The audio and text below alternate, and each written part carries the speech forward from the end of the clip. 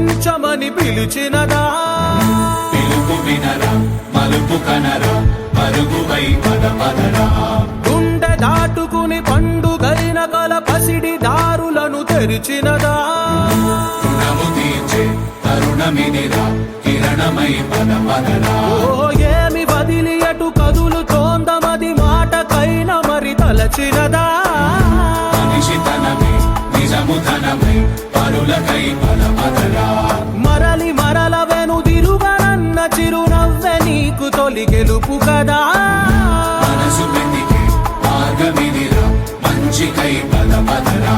లోకం చీకట్లు చీల్చే ధ్యేయం నీ ఇంధనం, ప్రేమై వర్షించని నీ ప్రాణం.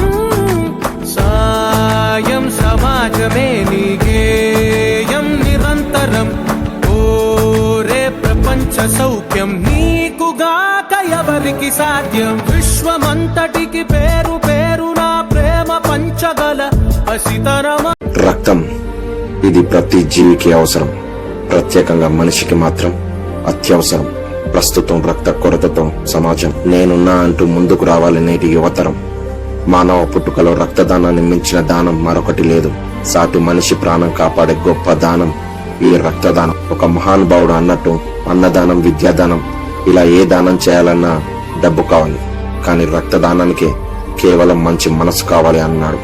నిజం, నేడు సమాజంలో మంచి మనసున్న మనుషులు కరువవుతున్నాం. రక్తదానం అలవాటుగా చేసుకునే అందరం మంచి మనసున్న మనుషులుగా మానవత్వం చాటుకుందాం. రండి రక్తదానం చేద్దాం. Thank you.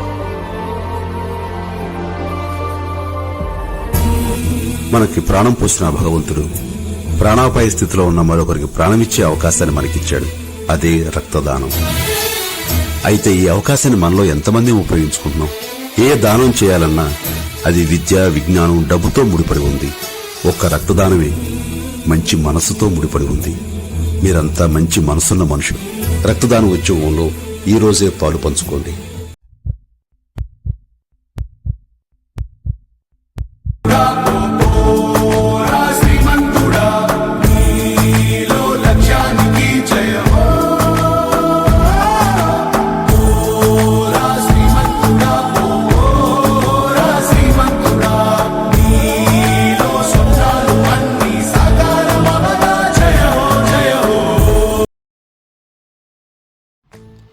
సచిన్ వాకర్స్ ఆధ్వర్యంలో నిర్వహించిన